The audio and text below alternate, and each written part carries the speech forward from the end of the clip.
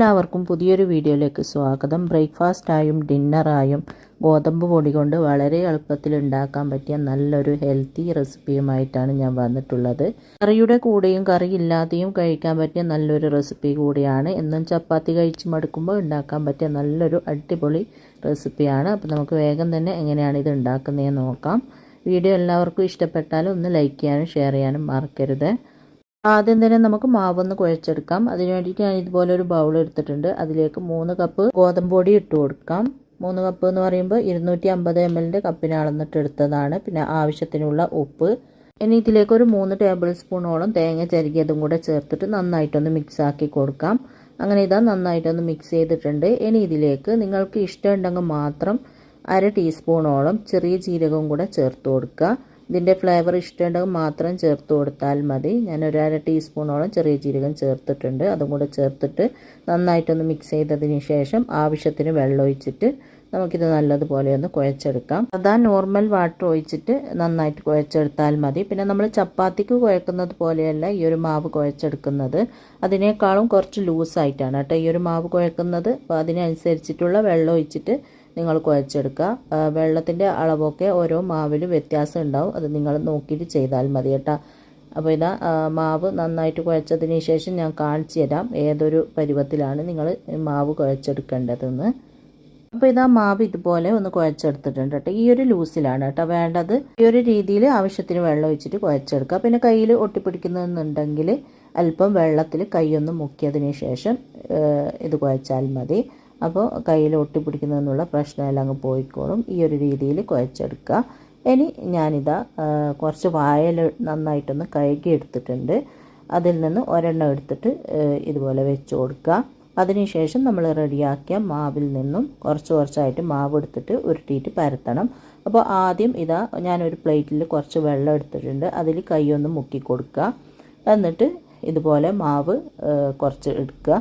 വെള്ളം നനച്ചിട്ട് എടുക്കുന്ന സമയത്ത് കയ്യിൽ ഒട്ടിപ്പിടിക്കില്ല, അല്ലെങ്കിൽ നന്നായിട്ട് കയ്യിൽ ഒട്ടിപ്പിടിക്കും. അതുകൊണ്ട് ഒട്ടുന്ന ആ ഒരു സമയത്ത് ഇതാ വെള്ളത്തിൽ ഇതുപോലെ കൈയൊന്ന് മുക്കിയിട്ട് ഇതാ വാഴയിലയിൽ നമ്മളിങ്ങനെ വെച്ചിട്ട് ഇതുപോലെ ഒന്ന് പരത്തി കൊടുക്കുക.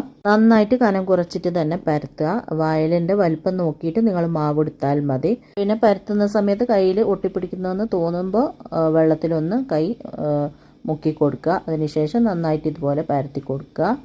അങ്ങനെ ഇതാ ഇതുപോലെ നന്നായിട്ട് കനം കുറച്ച് പരത്തിയിട്ടുണ്ട്. ഇനി മറ്റൊരു വാഴയില ഇതിൻ്റെ മുകളിൽ വെച്ചിട്ട് ഇതുപോലെ ചെറുതായിട്ടൊന്ന് പ്രസ്സാക്കി കൊടുക്കുക. അതിനുശേഷം ഇത് മാറ്റി വെച്ചിട്ട് വീണ്ടും നമുക്കിതുപോലെ തന്നെ പരത്തിയെടുക്കാം.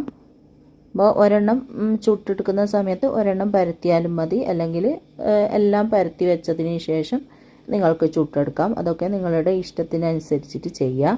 നല്ല ടേസ്റ്റാണ് കേട്ടോ ഇത് കഴിക്കാൻ വേണ്ടിയിട്ട്. അപ്പോൾ കയ്യിൽ ഒട്ടിപ്പിടിക്കുന്നതെന്ന് തോന്നുമ്പോൾ അല്പം വെള്ളത്തിൽ കൈയൊന്ന് മുക്കി കൊടുത്താൽ മതി.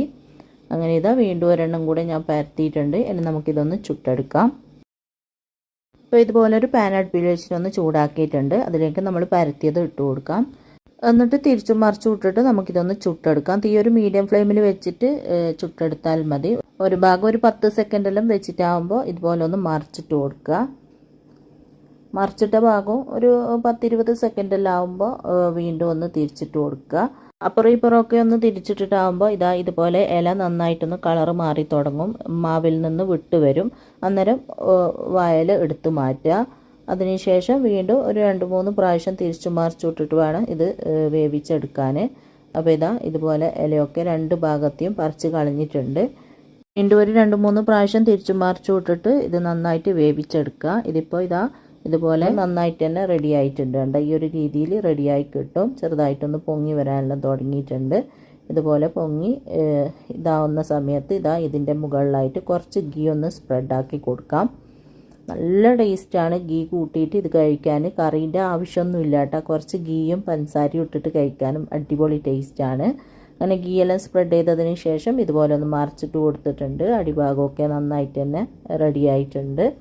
അങ്ങനെ തിരിച്ചു മറിച്ചു വിട്ടിട്ട് റെഡിയാക്കിയിട്ടുണ്ട്. ആ ഒരു ഭാഗത്തും കൂടി കുറച്ച് ഗീ ഒന്ന് സ്പ്രെഡ് ചെയ്തതിന് ശേഷം ഒന്നും കൂടെ തിരിച്ചിട്ടിട്ട് നമുക്കിത് എടുക്കാം. അങ്ങനെ നല്ല ടേസ്റ്റി ആയിട്ടുള്ള ഹെൽത്തി ആയിട്ടുള്ള ബ്രേക്ക്ഫാസ്റ്റായും ഡിന്നറായും ഒക്കെ കഴിക്കാൻ പറ്റിയ ഒരു അപ്പം ഇവിടെ റെഡി ആയിട്ടുണ്ട്. ഇനി ഇതെടുത്ത് മാറ്റിയതിന് ശേഷം ബാക്കിയുള്ളതും സെയിം രീതിയിൽ തന്നെ നമുക്ക് ചുട്ടെടുക്കാം. അപ്പോൾ ഇതാ മുഴുവനും ഞാൻ ഇതുപോലെ ചുട്ടെടുത്തിട്ടുണ്ട്. ചൂടോടെ തന്നെ കഴിക്കുക കേട്ടോ, അപ്പോഴാണ് നല്ല ടേസ്റ്റ് ഉണ്ടാവുക. ഒന്നിക്കിൽ കറി കൂട്ടിയിട്ട് നല്ല ചിക്കൻ കറി, ബീഫ് കറി, മീൻ കറി, മുട്ടക്കറി അങ്ങനെ ഉള്ളതിൻ്റെ കൂടെയൊക്കെ അടിപൊളി ടേസ്റ്റാണ്. അല്ലെങ്കിൽ ഗീ മാത്രം സ്പ്രെഡ് ചെയ്തിട്ടും കഴിക്കാം, അല്ലെങ്കിൽ ഗീയും പഞ്ചസാരയും ഇട്ടിട്ടും കഴിക്കാം. എങ്ങനെ വേണമെങ്കിൽ നിങ്ങൾക്ക് കഴിക്കാം.